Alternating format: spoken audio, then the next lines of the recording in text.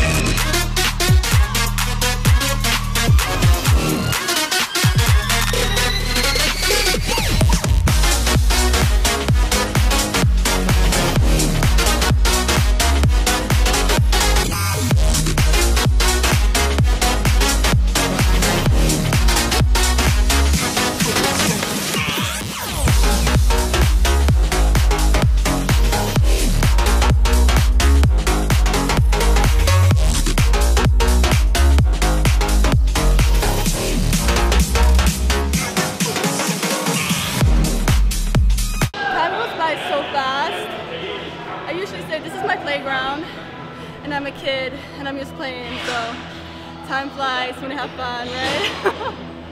What's going on, everyone? This is Julian from Elephant TV, and today I'm really excited because we have a really special guest and I want her to introduce herself.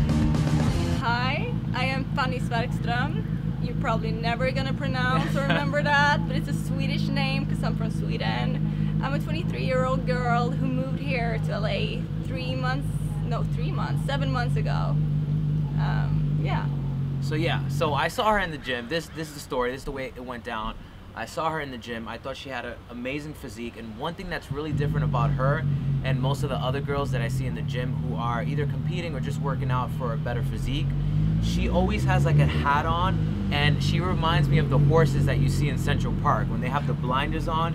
She's so strict, and not even strict because I think that's too strong of a word, but extremely focused when she's in the gym, and that to me was a huge positive, a huge pro, right? I saw that and I'm like, wow, this person's in here not for ego purposes. I've never got that from her, like she's there to show off. I always felt like she's there to work out. So can you talk a little bit about that? Like how does that focus come about? Yeah, I'm probably known as the girl with the hat down, the headphones in, and people tend to think that I'm a cold person because of that.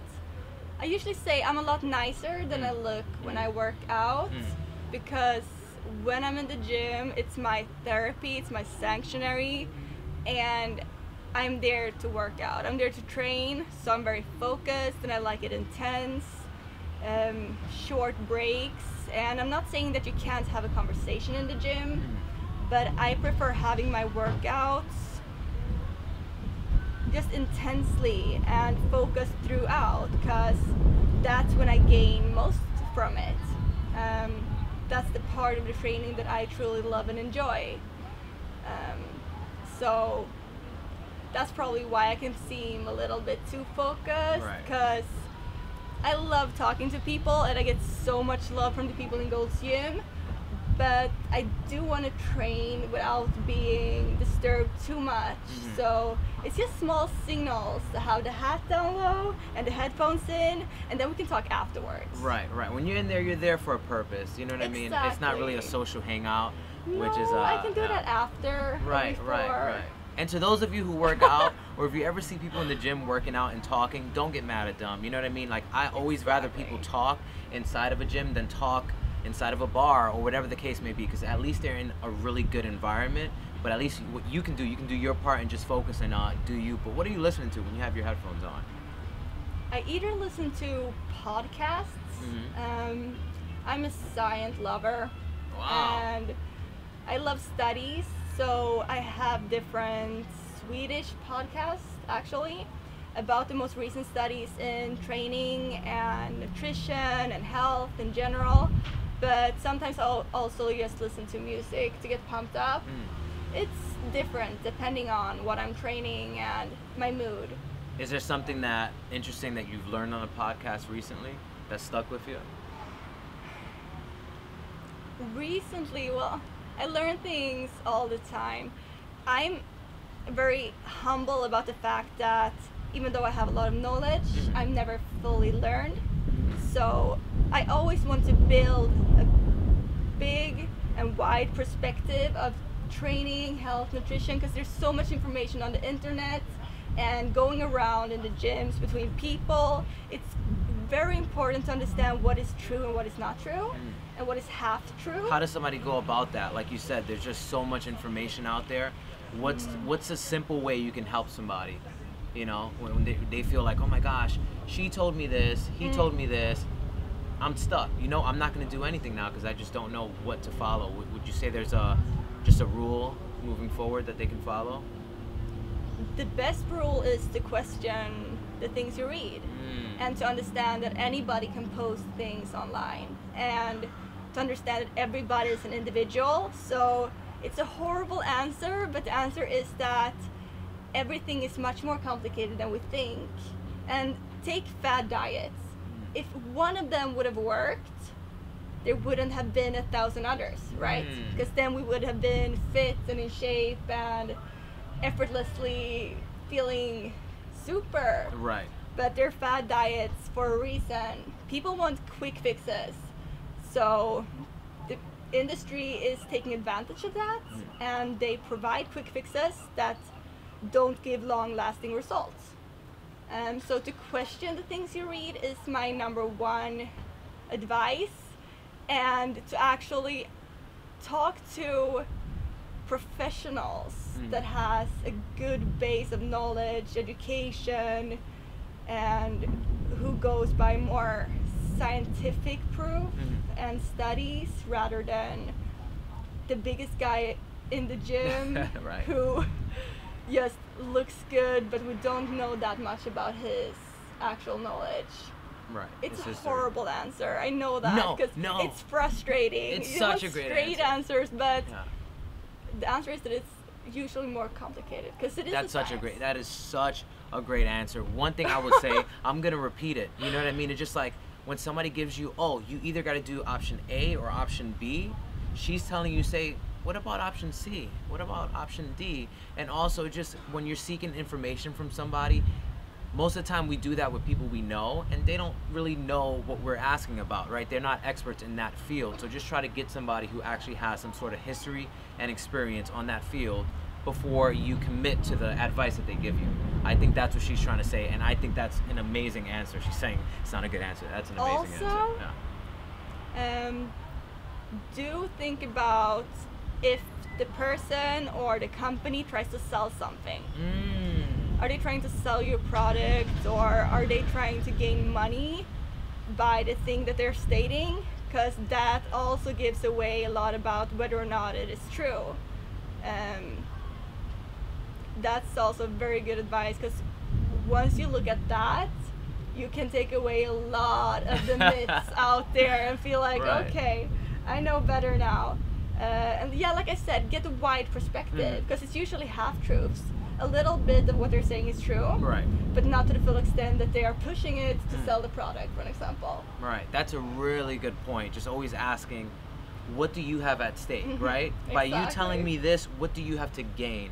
And 9 times out of 10, you know, I don't even want to say it like that, but if it's a big brand, a big company, or even a personality, if they're pushing something, if they have some sort of drink or whatever, it's like, is it really beneficial to me and my lifestyle, or is it really just beneficial to them and their pockets and their wallet? So I always find that to be a fascinating question. But right now we are in the Gold's Gym, the mecca of bodybuilding. We're in the parking lot right now. Nice little seating area.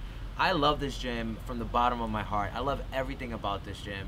And that's where we met, and that's where we're shooting right now. So my question, why Gold's Gym, the mecca of bodybuilding? Out of all the gyms in the world, there's more inexpensive ones, there's bigger ones, more equipment, less equipment. Why did you choose this one? It's so obvious.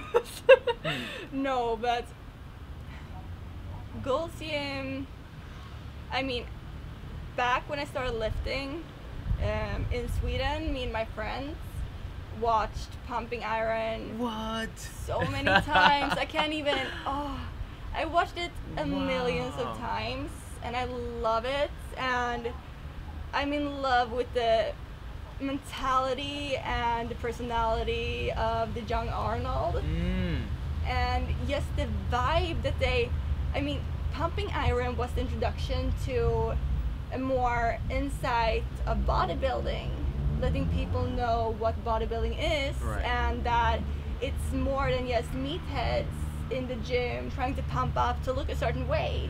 It's about a lifestyle, it's about dedication, it's about athletes. And I've watched that movie so many times, and the mecca of bodybuilding, how it all started, it symbolizes to me a way for the everyday person to understand bodybuilding. So when I came here to California, it just felt like, oh, you saw a rat? Oh yeah, I saw a rat. Oh, animals love the mecca of bodybuilding as well. Well, we're actually out front, and there's some greenery right here, so there's some grass, so I'm sure. I felt like it was gonna some nature. jump at me. Oh, okay, and get on your shoulder. Yeah, exactly. No, but the mecca, right. When I came here to California, at first I didn't think, like, the purpose why I came here was not because of the mecca, but I just ended up living very close to the mecca, and to me everything has a purpose, everything happens for a reason. So it's kind of just life who led me to the mecca, I would say, which sounds very hippie, but I just believe in those things. And the first time I trained here, I actually met the very inspiring Steve Cook. Wow. And I got a chance to talk to him a little bit, and I got a lot of encouragement from the people inside of the gym. It just felt like I felt so welcomed, and just the feeling of belonging right away. It's an amazing gym with a lot of equipment. Right. You don't have to wait around for super long, and it's very good people inside. Everything from the everyday person to the more serious athletes busting their asses to get to the most optimal shape. I mean, Ronnie Coleman is coming back tomorrow. Wow. And no, not Ronnie Coleman. I'm so sorry. Ronnie Coleman. Dexter, I'm sorry. Dexter you can Jackson? cut that. Yeah. Dexter Jackson is coming back tomorrow, and he's gonna stay for his prep for Olympia. And being in an environment with people who actually work that hard, it's gonna bounce off on you too. Right. So I feel very inspired and encouraged in this gym, and it feels like a home, a second home.